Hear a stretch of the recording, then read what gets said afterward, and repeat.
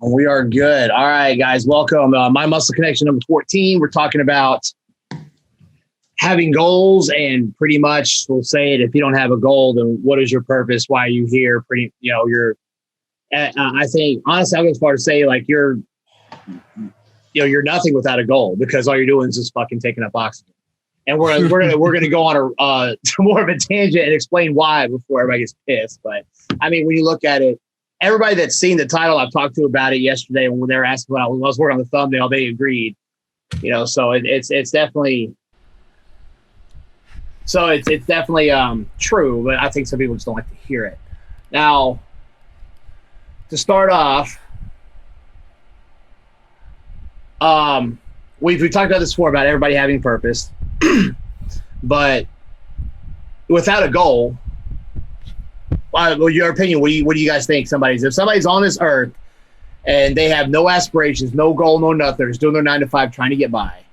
I think that's 95% of people. Yeah. Really? I think 95% of people are walking around, and this is my man Napoleon Hill said this. He said 96 out of 100% of people walking around with no purpose, no goal.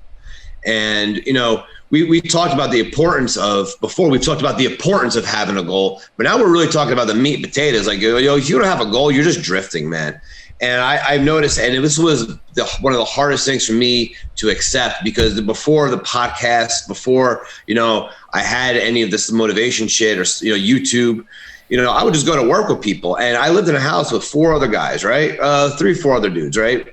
And all I wanted to do was work towards something. I would, whether it be getting the hottest girl at the party or freaking training for a Tough Mudder or a wrestling match, I was doing or whatever, right? And my roommates would be like, yo, why are you doing all this?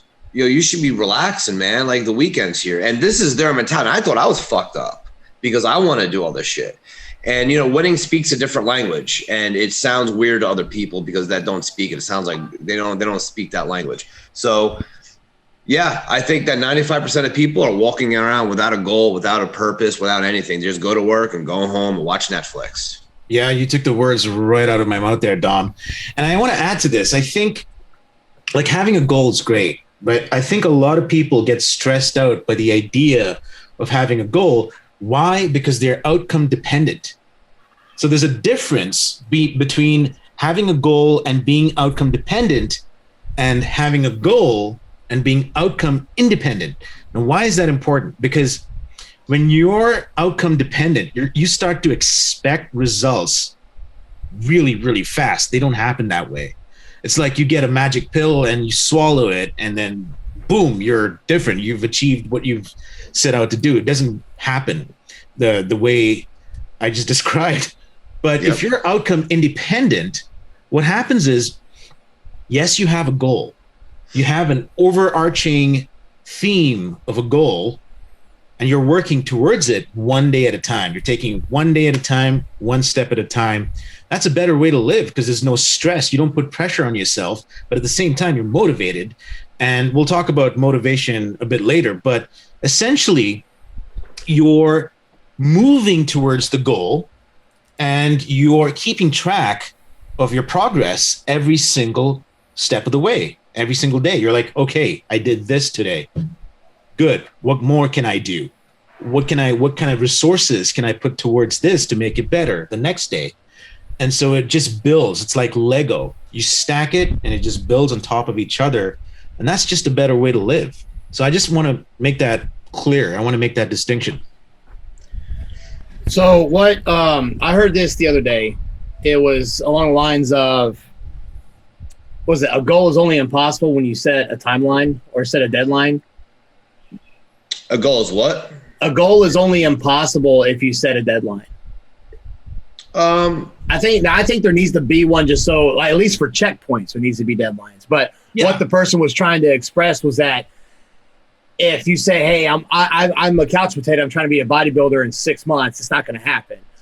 But if you say, eventually I'm going to work towards this point, and you keep working at it, you'll get there. That was the guy's point that said that. Yeah, I think mini deadlines. I think increments of, I would call them sub goals, right? Like I just said, like every day is a different goal. Like you have this huge, big ass ultimate goal. For example, let's just say I want to lose X amount of pounds by the end of the year, right?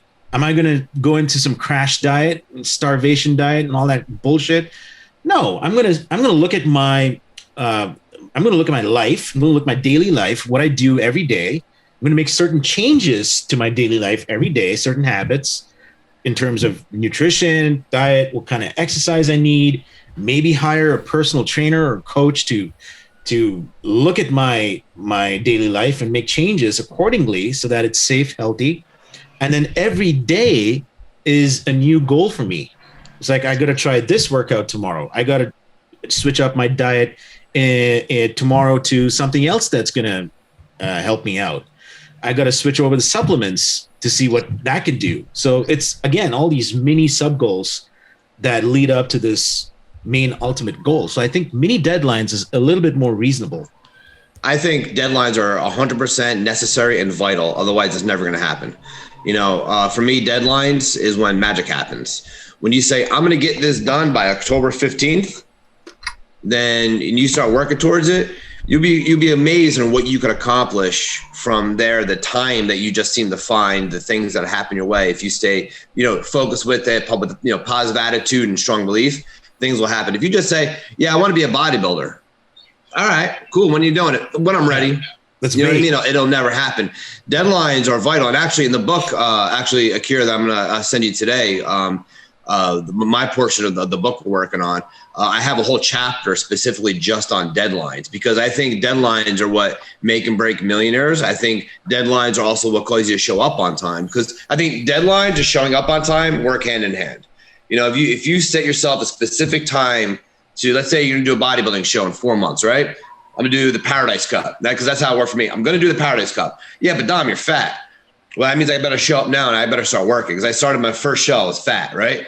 So I said, I was there with Mike every day, didn't miss a beat, didn't miss anything, because I knew I somehow had to get there to reach this physique in 4 months.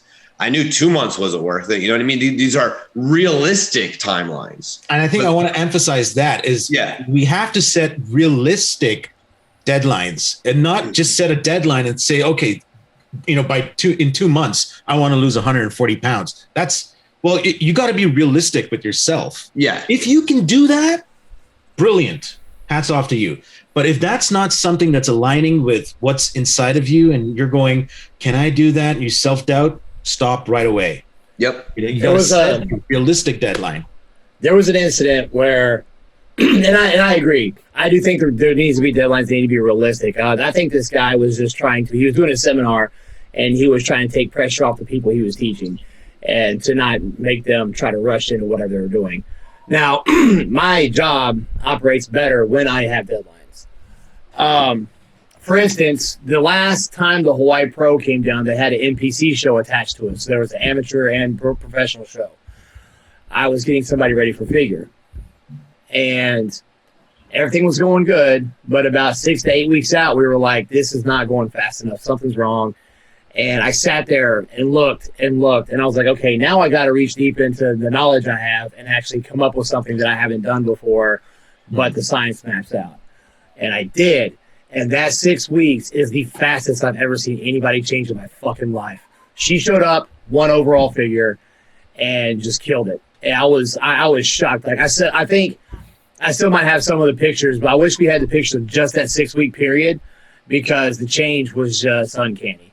And if I wouldn't have had that deadline and pressured myself, I probably wouldn't have come up with what the tactic I used. And it was diet related. It wasn't anything else. But I took a chance at something because I knew the science would map out. It's like, as long as she can handle this food, it'll work. And it worked. It worked extremely well, actually. In fact, it would have worked better if I probably would have just stuck with that and I tried to carb her up or anything. If I just kept her on that the whole time, she probably would have looked even better. So deadlines are necessary. So I think that I'm trying to add to what Dom was saying about being specific with your goal. I think being specific with your goal along with the deadline is pretty much the way to go, because then you can motivate yourself, right? The more specific you are with your goal, like take the time to actually write it down, right? Open that notebook and really hone in on what your specific goals are. So if it's to lose a certain amount of weight or to look a certain way, why do you want to lose that weight? Why do you want to look that way? What is that going to do to you? What benefits do you get out of that? So all of that needs to be within that one major goal. And then if you put a realistic timeline on it, it's achievable, right? And that's the motivating factor, I would say. A lot of people don't do that. So what they do is they just like Dom said it, they just have this vague general goal. Yeah, I want to be a bodybuilder. Sure, great. How do you want to do that? What steps are you going to take right now in order for you to head towards that goal? And what do you get out of being a bodybuilder? What does that do to you? Let me tell you all something that's not true, because this is going to be a turning point. This was a huge lesson for me, is that you don't need to be perfect to get what you want. There is this mysterious, maybe it's from movies and social media, and that you already need to be jacked before you become a bodybuilder. You know what I mean? You already need to be good at playing the piano before you play the piano. Yeah. You know what I mean? Like, people are afraid to ask for help. They're afraid to say, hey, I'm new at this. I don't know what I'm doing. But to really get somewhere, you don't need to be perfect to get what you want. You don't need to be perfect to win. I've done 10 bodybuilding shows, and I've lost 6 of them, and I've won 4.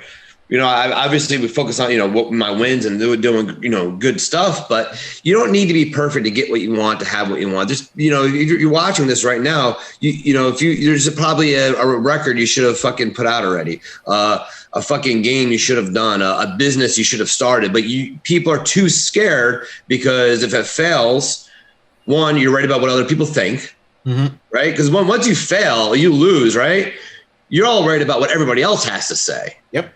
So I take a step back, and we're going to talk about my favorite thing, which is stealth charisma. Most people won't take a step forward until they are 100% sure it's going to work. Yep. You'll never be 100% sure. So you're going to keep studying, keep training, keep doing until you're ready, and you fall into this paradox. And you'll never go take a step forward. And you'll never fucking be ready, and you'll spend your whole life just getting ready. And I'll tell you something. I almost fell a victim of this yesterday.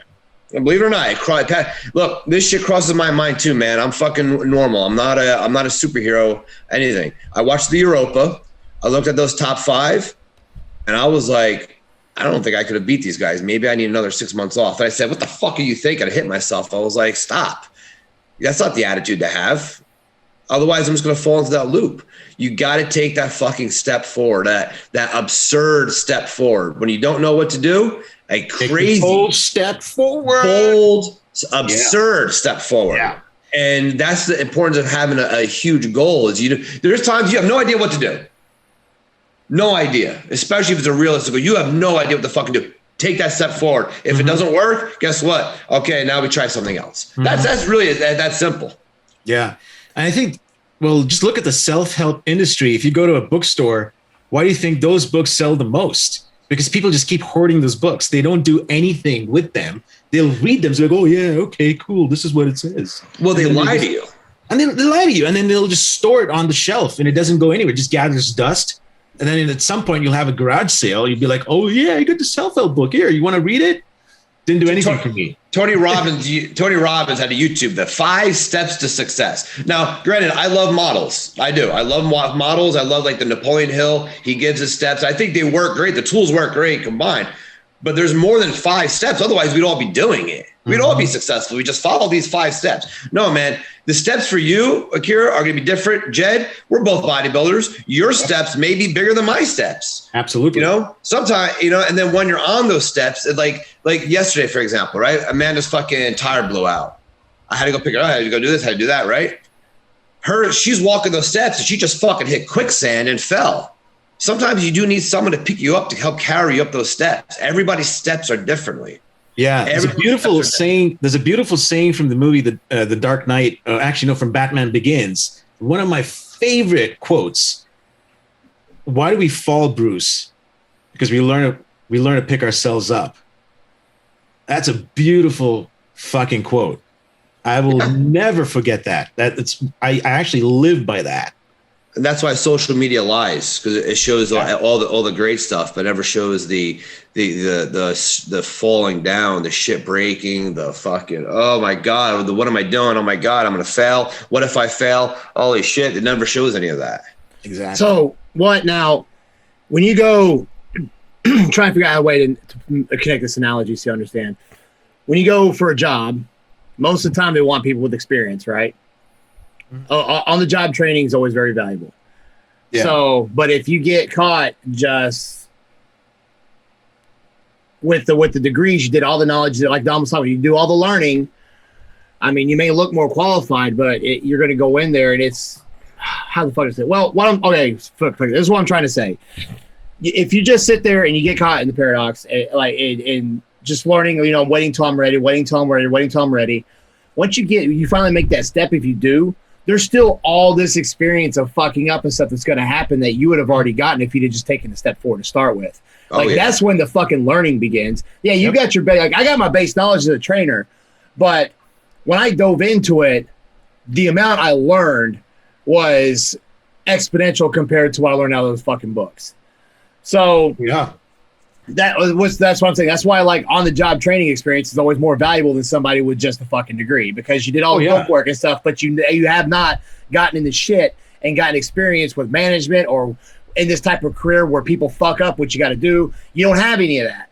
So if you get caught and always wanting to wait till you're ready, it's for me, it's going to be the same shit when you get in there, because the experience is way different. You get the base knowledge to get you ready to make the decisions that are going to come along as stuff fucks up. But when you have to dive into it to get that experience. Mm-hmm. It's so funny you mentioned that, because in Canada, I don't know about in the US, we've got both universities and we've got colleges, vocational colleges or technical colleges and that kind of stuff. Here too. I remember a buddy of mine, he studied engineering in University of Toronto, and he went for a job. He had all the knowledge. He graduated with an amazing GPA, and he went for this job interview, and they ended up choosing a guy who had a diploma from college, and he was scratching his head and going, why the fuck would they hire a college grad over me who's got a university degree? And I kind of looked at it, and then it hit me. The colleges in Canada, they have more hands-on training. They've got a more applied knowledge than universities do, because universities they're all about thesis, and they're all about studying and researching and building these mini projects at home, while colleges, they actually take you out into the field. They take you to sites, we call them sites, where building construction sites, where you actually have to learn about materials, how to mix concrete, how to calculate the pressure of different types of concrete, and how do you actually analyze on the site, in the field, how do you analyze between different aggregates, coarse, fine, that kind of shit. So the guy who graduated from college, he had all the hands-on knowledge. He knew what to do. And so he was able to ace that interview over this guy who just graduated from university, and he's like, what the hell did I do? So you're right. It's like applied knowledge is very key when it comes to applying yourself, rather than just reading and telling yourself, I'm going to wait till I'm ready. Right? Isn't that difference between knowledge and wisdom? Wisdom's the applied knowledge. Yeah. Yeah. Absolutely. So that's if you guys out there waiting to get, and I get this too. I get this too with people coming in wanting to lose weight and stuff. Let me wait until this passes and then my son leaves, or I vacation or this. I'm like, dude, you got to get into it right now. Stop. Or you're already setting up these mental barriers. Mm-hmm. You're giving yourself reasons to wait. So you're already fucking up, and you haven't even hired me yet. Because even if all those were clear, when you start going towards this goal, more are going to come up. That's life. That's how it works. Life is troubleshooting, problem solving. Life is problems. This is how this works. Yeah. So for you to wait until everything is perfect for you to get started on this, life doesn't give a fuck what you're doing. So if you can't do it now, who says you're going to have it easier on down the road? I mean, all you're doing is just coming up with reasons to fail before you even start. That shit kind of gets to me, because I think about my daily lifestyle. and all this shit. And my lifestyle is geared towards this shit. And I still have stuff come up that I got to dodge or I got to work around. So there's no way around it. You just gotta get into it like balls deep day one. It's so difficult to not, especially in our sport, to not focus on the things that need improvement, the things that go wrong. And I'm trying myself, and I try to, I need to take my own advice, to focus on the things that you're doing right. Mm-hmm. If you're really doing something right and you're doing well at it, do that and do it better. People don't necessarily want to do that. They want to look at all the things they did wrong. I need work here. I need work here. This needs work. That needs work. But when you keep your mind focused on that, your beliefs start changing that you're not good enough because of that. And then your actions and your emotions all are affected towards that. So you may be on this road to this goal, but if you're, you have two ways of really looking at it. It's either this is going to go right. I'm bringing the best that I can. I'm going to make it happen. This looks great. That looks great. And we're going to get here. Or you're going to say, well, I'm on the road to my goal, but I need to work on this and that. And that's the difference between doubt and fear. Doubt comes from within. You create doubt in your own head. And fear, I think, is normal. I think it's normal for everyone to be scared. There's no, every show I've ever done, I've had fear. Every wrestling match, I had fear. But doubt is when you're like, oh my God, I don't want to lose. I don't want to lose. I don't want to lose. Yeah. Fear is when you say, yeah, you know what? Even if I do lose, fuck it, I'm bringing the fight. That's simple. That little bit of perspective is going to make such a fucking difference. And in your attitude, the way you feel, the way you act, everything. 100%. So you got to not just go towards the goal, but you need to have the right mentality towards that goal, because there's no guarantee you're going to win. And at our level, at the IFBB, odds are probably not, but I'm going to bet on myself. I'm going to believe that I am going to work, that I'm going to win, and that's the difference. If you're going in a class or you're trying to go for a job and there's 50 people trying it, all with great qualifications, odds are you might not get it, but you're still going to bring the best that you can, or you're going to go, oh my God, I don't have this, I don't have that, I don't have this, I don't have that. How you look at it, your attitude towards it strictly fucking matters. Here's an example of that. Somebody that's been training and stuff for a while, and like when they come to me and like, I'm still having a hard time getting to what I want. I'll be like, dude, you've dropped 20 pounds. You're getting stronger. You just had to buy new clothes. But I start naming, I was like, are you forgetting all this shit you've done? Like, yeah, you're not where you want to be, but you can't sit there and tell me you're not on the way. Like, you're on the way. You just got to keep pushing. It sucks. But if there's a difference between you haven't got there yet and you're never getting there. You're not never getting there. You just haven't got there yet, but look at how far you've come. You're more than halfway. So that's why, and I'm hard on my guys, but at the same time, when they start getting hard on themselves because sometimes they don't know what to look for. They're so out of it, they don't realize all the stuff they've accomplished. I have to remind them. And it's like, it's one of those things. I see it occasionally. I think, because of social media and stuff, people seem to be down for themselves. They want to get that quick validation, and they start comparing themselves to other people, which is just and this goes back to this goes back to what we spoke about in the other podcast, Jed. If you remember those 4 questions that I handed out that you need to ask yourself when you're working on your goals. So the first question is, what did I do right? Yep. And the second question is, what can I do more of? Third question, what can I do less of? And the fourth question, what can I do differently? But just 4 simple questions you ask yourself after doing a task within your goal. So let's say it's weight loss, right? I like using this as an example.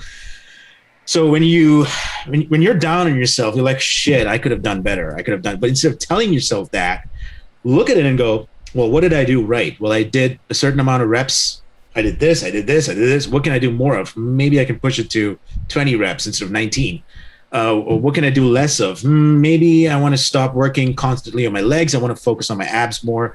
And then what can I do differently? Maybe switch the pattern around. Maybe start with a leg day first, and then go on to an upper body day, and then a lower body day next, and things like that, right? So it's those 4 questions that are crucial, because that will set you on the right path towards making your goal happen. Otherwise, you're just going to fall back and be like, shit, I didn't do this. I didn't do this. I didn't do this. I could have done this. I could have done that. I could have done that. Right? Yeah. Go ahead, Dibz. Oh, no, I just had a question. I had two questions. First question actually was for Akira. With your clients, are you hard on them? Like when they're having, because you're in a different field than us, but you still have to deal with a lot of clients, especially with the mental game. And my second question is how do you guys feel about like routines, like having a strict routine and getting to the habit of routine? Do you think that's beneficial, or do you think that's like having a routine is bad? Okay, I'll answer the first question. Well, I can contribute to the second question too. I actually have something. But to answer your question, Dom, yes. So I believe in tough love. However, my tough love comes when I see that my clients are struggling. They're really, really struggling.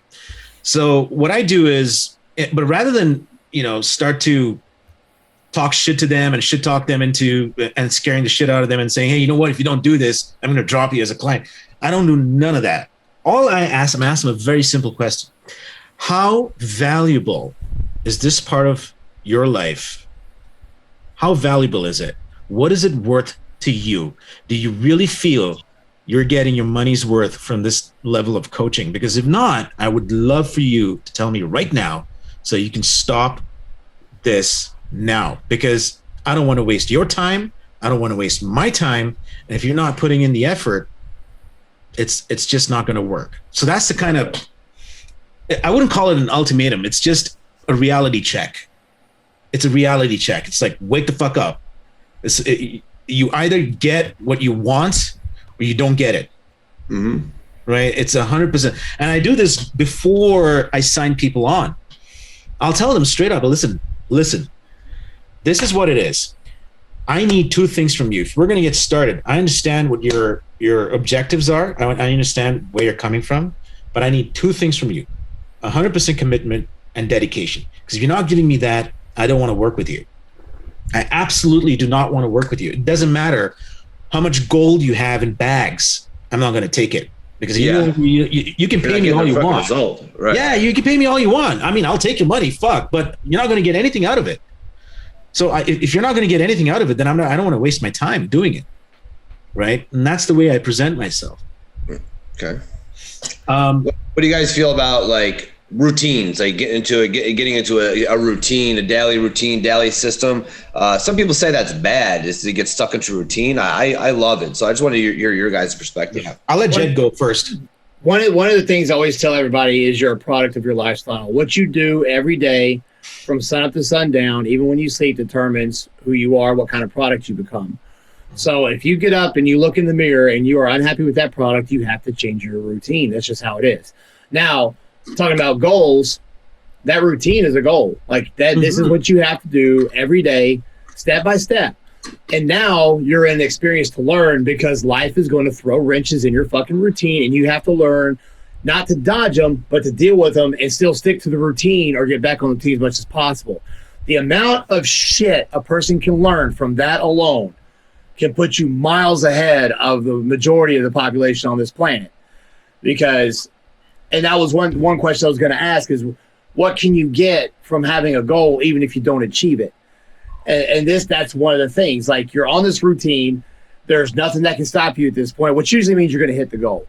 But you have to learn how to deal with that. And you have to learn how to be disciplined, how to be dedicated, how to know what to do, stick to it. And if something comes in to fuck it up, you conquer that shit and you get back on to what you're doing. A lot of people cannot do that at all. Yeah. No, they can't. And so from my perspective on routines, yes, they're important. But here's the thing about routines. They can become mundane. They can get boring, because if you're doing the same thing every single day, people do tend to get bored. A lot of people have ADHD. They just can't focus on one thing or one routine. So what I came up with, I actually wrote about this in my book. My book's called Why Me? It's a handbook to desires and happiness. So in the book, what I talk about is something called micro paradigm shifts. So what are micro paradigm shifts? yeah, you have paradigm shifts where you make a drastic change in your life. But the micro stuff, like the routines, you can actually change certain aspects of your routine. So what I came up with is a very useful strategy. So what you do is you take a piece of paper, you write down your daily routine with timestamps. I start at 8 o'clock in the morning. I get up at 7. This is what I do. 8 o'clock. I go to the bathroom. This is what I do. 9 o'clock, have my breakfast. 10 o'clock, whatever. Either you're working from home or you're going out to work or you're doing something. So you write down with timestamps exactly what you do during the day. You look at that, and then you just take one thing and you change it. You take one line entry and you switch it up. And that becomes your new routine for the next day, right? And that new routine the next day, you do that for a week and see how that changes certain things. At the end of the week, what you can do is you can change another line entry. And then you repeat that process until at the end of the month, you actually have a totally different routine. There's here's an example that's really, because I was about to say, I was thinking of saying it as you started, but you came up with this really flashy, awesome name for it. So, like, to change the routine up, there's some, like, of course I had this fat drunk period in college, but besides that, I've been in the gym since I was a fucking kid. And I've done about everything. So I get bored. So now you look at the routine, like I get up, cardio, eat, what the fuck ever. Now, something as simple as, okay, instead of eating the 99% turkey because it's dry shit, I'm switching to fish this week. And instead of using the fucking barbecue seasoning, I'm going with Old Bay. There's a routine change. At least now, you're kind of looking forward to doing something different. Exactly. Now, it's like, yeah, this routine's boring and stuff, but we're fucking doing high rep circuits on training today. So that's something different. So now you're forgetting about these boring steps because you're looking forward to that one change coming up. That's why if you ever get my routine, it's never the same every week. Like I have I think it's like 9-week phase where every week it rotates. Usually the same exercises, but the styles rotate each week. And then after that, I'll change the exercise and go through another 9 weeks. We never get bored. Like there's always weird shit coming up, and it's exciting because then you come to the gym like, okay, what's going to be on there today? I've never done this before. We'll try this. And you put that along with, okay, I got to get stronger, push myself harder than last week. I got new goals to hit. You start finding things to look forward to. And if that doesn't work, you have to go backwards to remember why you started this. The people poking fun at you, people making fun, people saying you would never fucking make it. Not being able to fucking breathe while, and I always say this one because I've been there, not always being able to breathe when you tie your fucking shoe. You have to go back to that and get motivated again and then look through. So, yeah, it's old, it's boring, but you can change small things and change it up just so you're not dreading it, even to the point where you get excited of doing this shit. Yeah, just call it micro paradigm shifts, put a pattern. That's right. I'm going to call it the Akira shift to my client. Akira shift. Yeah, I like that better. That's what I'm going to do. I love routines. This works. It works for me, and I do the same shit every day. If you really, we hang out, you get to know me, you'll probably know exactly where I am and exactly what point in the day. And because for me, yeah, if it's 5 o'clock, he's in the gym. It's 7:45. He's watching Married with Children, eating a steak. Makes it easier for stalkers, man. Yeah. If somebody were to stalk me, I'd be the easiest person to stalk. Fucking Married with Children. Every day. It's the only thing that got me through some of my jobs in life, right? But it's how I roll, right? So I like routines because they're effective, and if they're working for me, I don't want to change them. However, it also gives me a benefit because when life throws me a curveball, I know that I have room to play with. I know what I'm missing. So if when my water pump broke in my car one day, right? So I knew from this time to this time was my gym time. So I had to drop it off. Then I was losing my gym time. So I had to sacrifice this and move this around because I was able to organize my time that way. I felt like fucking Rain Man. Well, definitely got to move this over here. Definitely got to go over here and do that. You know what I mean? Because I was able to, and that's how my mind organizes. Now, what I normally do is when I find something interesting that I want to incorporate my routine, I just see what I got to take out and put in. So what I started doing now, I actually started this today and I feel like a fucking $1,000,000. I started it yesterday, is I do a 2-minute cold shower every morning. As soon as I get out of bed, I get up, I take a piss, put the water on cold, jump in there, and I just freeze for 2 minutes. Bro, I get out, I am fucking wired. My day is ready to roll. So, and it's not part of my normal routine, but I'm noticing a little thing. I'm getting really groggy in the morning for some reason. I need to go. I can't wait anymore for coffee to wake 45 minutes to wake me up. So 2 minute fucking cold fucking shower, wide awake, ready to go. Now this is part of my routine. So for me, routines are great. As long as it's going to get you to my end result, I don't care what the fuck the routine is. It can be eating dirt. You know, I eat the same thing. You know how, I don't know how I don't know, Jed, how you guys have your guys do their diet, but you know, Mike, same thing every day.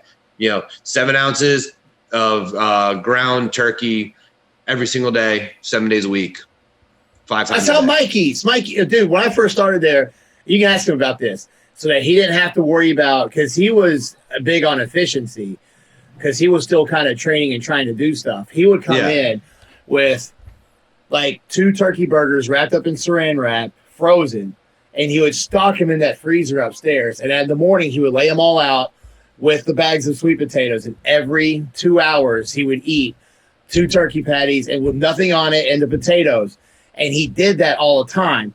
And people would be like, is there some secret? It's just efficiency. Like this dude can fucking eat dirt if he wants to. So if he can get his goal walking around eating a turkey patty because he doesn't have to spoon and fork it, and he eats some potatoes with his hands and get through, then that's what he did. He did that. He said he would do egg whites and brown rice in the morning, and then he would do 5 years straight. Yeah, turkey patties and Okinawa sweet potatoes all fucking day. Those are good. They are good. Those are good. Yeah. Good. So that's when I saw that, and the thing I took from that was, if you think, you look around, you can find ways to get around it. Because I mean, he did that because he was always working, so it worked for him. Yeah, the dude always looked great.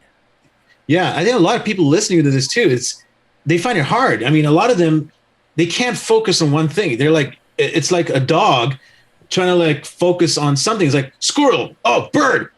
It's so hard to just have a consistent routine, which you can then switch up. A lot of people find it very daunting, because they look at that list and be like, okay, I got to do this. I got to do what now? I'm not going to I don't have the time for that.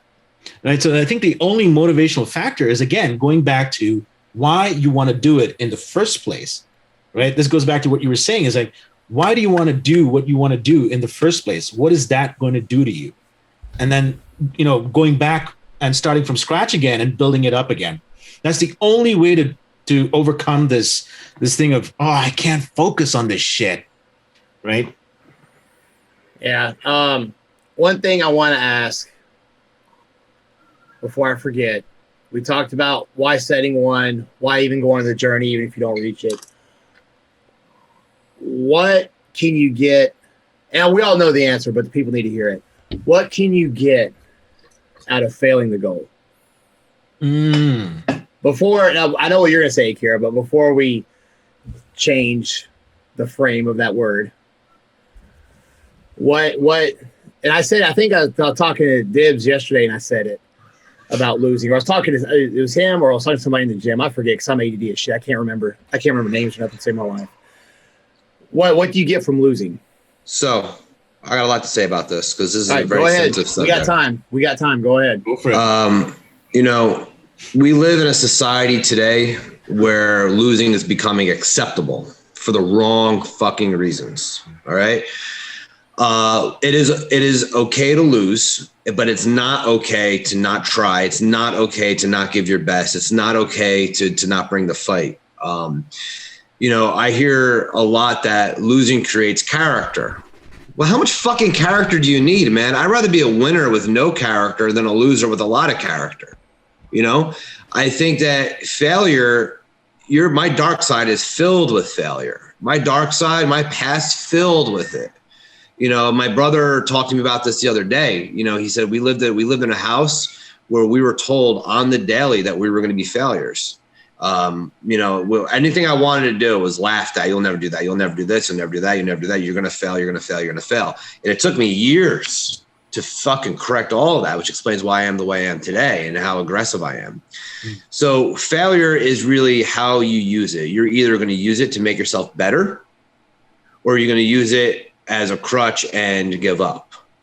And it's the, it's like Tim Grover says, it's like the scalpel effect. You know, you give a scalpel to me, it can be a very dangerous weapon.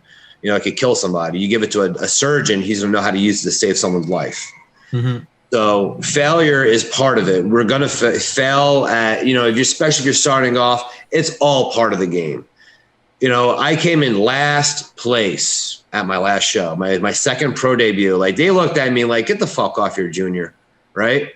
But let me tell you something. It has been such a fucking every day since the day after that show has been such a fucking no, I never the fuck again attitude. Never again will I ever come in last like that. So I used it as a huge stepping stone. Like we talked about those steps. This was a big fucking step because I got beat the fuck down. Now I'm back up. You know, sometimes when you get to the top of those stairs, you get to the top of those steps, you realize you were actually at the bottom the whole time. And that's a hard truth that people want to swallow. Yeah. I think failure is important. It's absolutely important to fail. I know this is going to sound like, what the fuck is he saying? No, it's true. It's important. I'll tell you my experience. So before I became a coach, I was an interior designer. When I first started out, I used to have a boss who was, let's call him cold, calculating, but I knew he was giving me tough love. Okay. He was cruel in his approach, but every time I went to him, I learned something new. So I'll give you an example. So my previous line of work, I was responsible for doing all of the drawings. So let's say you have an interior space. I was responsible for doing the cross sections, the drawings of all the millwork, the desks, the tables, the furniture, the inbuilt pieces that have to go onto the walls, all of that shit. I had to do cross sections and detail them with dimensions and other micro details. And I would present the drawings that I printed out, and I'll go up to him. I'll be like, Michael, here, this is what I got. He'll look at it. He won't say a word. He'll take his red pen. He'll start circling the shit. He'll be like, nope, cancel that. By the time I get the paper back, it's filled with red. All he does is he flings it on my face and goes, fix it. Doesn't say a word. He just says, fix it.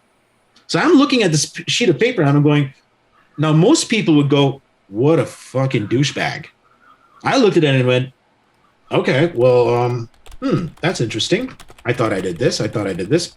Maybe not. So I went back and I just sat down, twiddled my thumbs for a bit, and I came up with the solutions to those problems that he highlighted.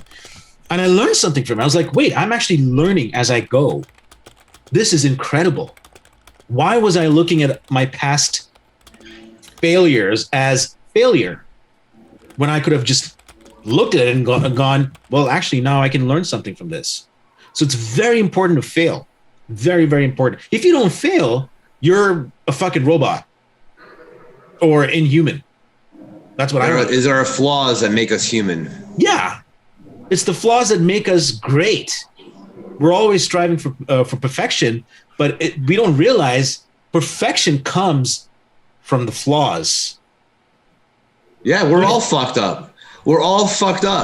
Some people are just really good at hiding it, and they present what's not fucked up about them. We're all fucked up.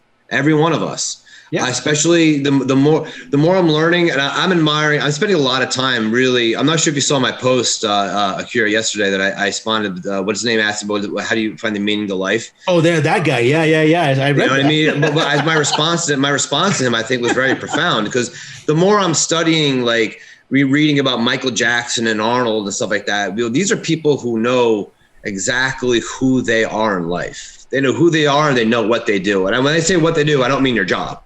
They know who they are and they know what they do. And, Tim Grover really had me digging in my own mind, asking me, like, who are you, man? Like, who the fuck are you? And I had spent some time thinking about it, a lot of time, man, digging through my past. And I think we're all kind of, part of those goals that we set is all encompassing in that who are you type thing. Oh yeah. You know who David Goggins is, the fucking super Navy SEAL, Air Ranger guy. I'm not sure if you heard of him. I don't. Just look up David Goggins, watch some of his videos. This guy is probably the most baddest, toughest soldier to ever walk the planet, right? The definition of baddest motherfucker. And he even was talking about it. Now, like I said, I spent a lot of time really looking at like superior athletes and superior people. And they all are trying to find out really what the fuck they're made out of. And then once they figured out, they ask, can I do it at this level? All right, I can do it at this level. Well, what happens if I do it at this level? I can't do it at that level. I got to work now. I got to do it at this level. Michael Jackson, I think, had like 1,000 copies. I'm exaggerating, but he had 1,000, let's say 10,000 copies of Bad, right? And he would sit and spend hours just listening to it and say, no, I want to change this. Let's change this tune a little bit. You know what? Let's change that until he had it fucking perfect. And this is a guy who sold millions of copies before social media, before the internet, before all that. It's still one of the top selling, if not, still the top selling artist in history. But he knew who he was, and he just wanted to make that better. And I think we're deep down, this goal setting, people, that 5% that is, actually has goals is questioning, who are they? And can I be better at who I am? And I'll tell you that's what a lot of this is for me. I know who I am. I love being a competitor. I think, I love being a bodybuilder, but I think I'm a wrestler at heart. I just, you can't wrestle outside of high school. And I found bodybuilding, which gives me that same fight that wrestling gave me. And I would say, are you a bodybuilder wrestler? I think I'm more of a wrestler. I bring that attitude in, except I just play bodybuilding. And I love standing toe to toe saying, I am, and can I beat these guys? Can I be the best looking guy on that stage? And once this is over, I'm going to move on to something else. Can I make $1 million? Is it possible? Who am I? Am I really that broke? No, I can make $1 million. Let's see if I can do it. That to me is what my life is about, is seeing if I can do that. And that's, one of the biggest things I learned from Ross Jeffries early 2010 is that everything he teaches was not just about necessarily meeting women, but it's about living a fulfilled, non-mediocre life. Oh yeah. And I just did not want to live a mediocre life, man. That's what really petrified me, is if I die tomorrow, or I find out, hey, you got COVID, hey, Dibz, yeah, hey, sorry, man, you're one of the few that are not going to make it. I'm not going to be upset, because I right now, to this day, I fucking lived a very happy life. Not mediocre at all. Yeah. It's about being fulfilled at the end of the day. And it's a very profound question. Who am I? I think that's something everybody should ask themselves. Like, who the fuck am I? Right. And I actually learned something today. So thank you for that. Yeah. And once you learn who you are, other people's fucking opinions about you don't fucking matter. And this could be a new confidence course, that we may be able to add on to your program, our program is. Yeah. This, and the thing about it is I don't know how to discover that yet. I'm digging through with my goals and questioning myself, and obviously we like teaching and creating programs, but finding out to the center of core, who am I and what is it that I do? Because when I discovered who I am and I really broke it down to the core and being a competitor, nobody's opinion of me mattered anymore. No, you're arrogant, you're this, you're that. Okay, all right, cool. It doesn't matter. I know who I am. That's the truth. Yeah. Before it leaves my head, we were talking about earlier, I want to say what some people may be afraid to realize is that losing can make winners. Schwarzenegger said something I won't forget when I was watching one of his motivational videos or some shit, is that if you're not willing to fail, you're never going to succeed. You have to be willing to fail. And when you do fail, you got two choices. You can quit and deal with that shit right here that fucking bothers you for the rest of your life, or you can try again, or even try another goal and make it. It doesn't matter. Because you think about Think and Grow Rich guy, the guy who almost hit the gold and then he failed. Then he started selling the insurance. He's like, that'll never fucking happen to me. I'll never stop. When I barely get there, I'm not going to quit. And he became a millionaire. He did it through another goal. But the thing he learned was, this time I'm not quitting. Yep. So when it sucks, it fucking sucks to lose. It's not fun. I've lost a lot. It's not fun. But it's going to keep not being fun for me until I win. So that's the only way I can fix it. I can't walk away from that. I can't walk away like that. Fuck that. You just walk away and be like, because it's either, for me personally, I don't have any other goals. So it's like I start winning or I start being the best trainer or something. I can't just go and start a new lifestyle because to me, that's fucking quitting. So when you guys are afraid to lose, sometimes that loss might be what you need to get a fire under your ass. Yeah. To do something like even if it's like I said, towards another goal in the future, whatever. But just to know what it feels like to get your ass beat can be what keeps you from getting your ass beat again.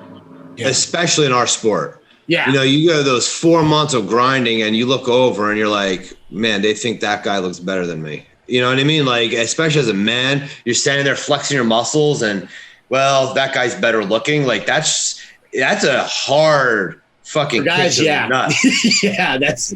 Yeah. I'm going to go as far as saying that this is going to sound radical. I'm going to say, look forward to failing. Like, that's what I do. I actually look forward to failing because you know what? I can fucking learn something from it. Don't be afraid to fail. No, I'm excited to fail. I'm like, shit, have the confidence to fail. If you have the confidence to fail, nothing can hurt you. Exactly. It's fun. It's fun to fail. You know, if you have that confidence to say, hey, I'm going to go out to this fucking highest level and I have the confidence to say that, hey, I could fail at this, you can only go up. Oopsie-daisy. You can only go up. I think that would be start laughing about it. I think that'd be a good topic for maybe next week or so in the future is how we all transitioned into being confident or what event gave us the confidence or if it was something. Because some people, it may just be one. For me, it's one event. That's nothing bodybuilding related, but it's a very long story. So sure. But because that happened, I applied that I don't care anymore to a lot of different shit and it fixed a lot of shit. Now I'm in the path of who am I because I was always worried about do I need to be what other people expect? Right. Because I wasn't confident. So once I started doing things more of my liking and I became comfortable with that and not caring what people thought, I was able to not care what people thought about a lot of other shit. And actually, I'll even go as far as to say I started coming back as a trainer. So I started listening to how people do their shit. Like, I don't fucking care how you do your shit. That's not how I do mine. And shit started coming back around again because I wasn't worried about, well, what does this person do? You know, there's some top trainers and stuff that I reverse engineer and look at their shit to get ideas. But at the end of the day, I'm making the call. I used to not do that.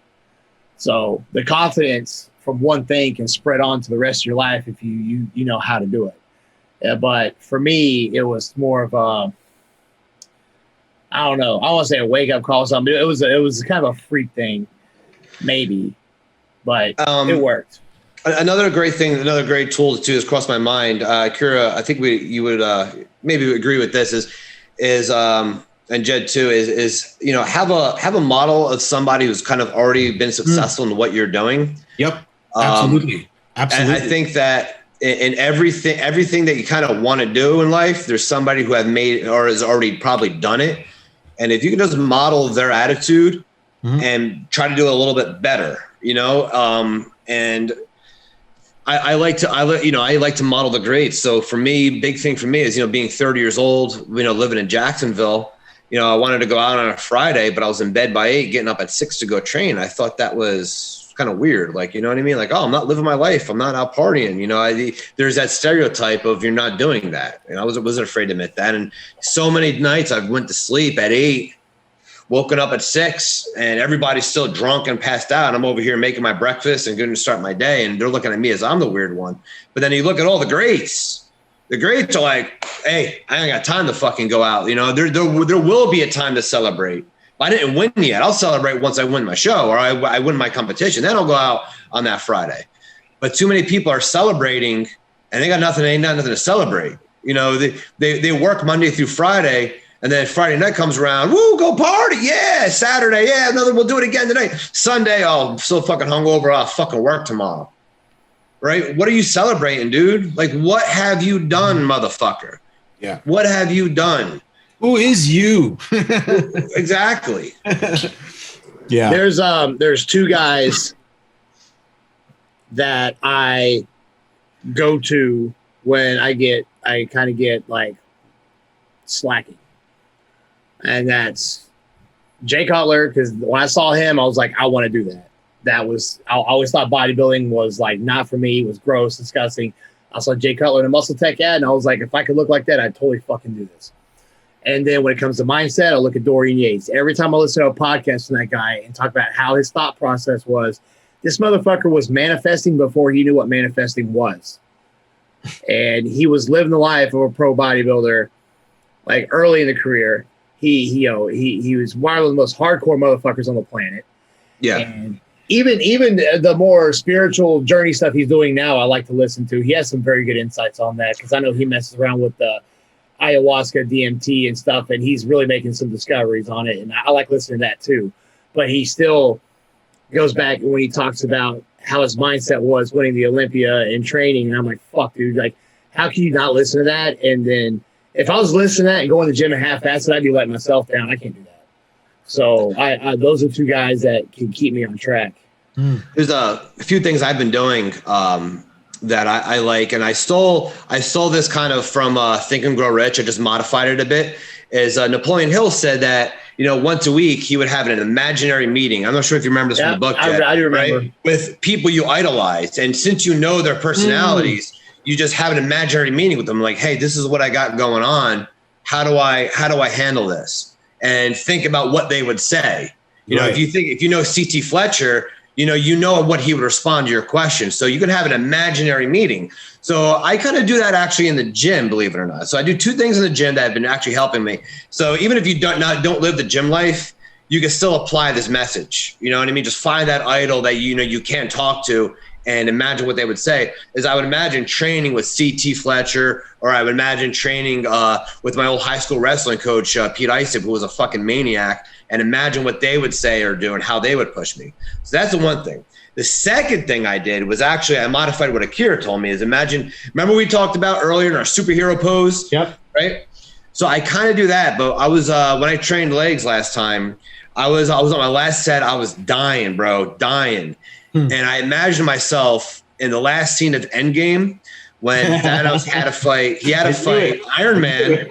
He had to fight Iron Man, Thor, and Captain America. He puts his helmet on and goes, "You won't be alive to know." And he was ready to fight all three of the Avengers. So I just imagined myself as Thanos with the fucking his sword in his hand, looking at all three of them, saying, "I'm about to take all you three motherfuckers on right now." Right? I imagine. I looked at Thor. He just got his like shot going, and then Iron Man just put his helmet on. Captain America. I'm like, all right, you're all fucking dead. No Infinity Stones, dude. I hit that last fucking set like it was fucking nothing, man. Like the mind is so powerful. It's so powerful because you had that confidence, that power out of nowhere. It all developed right in here.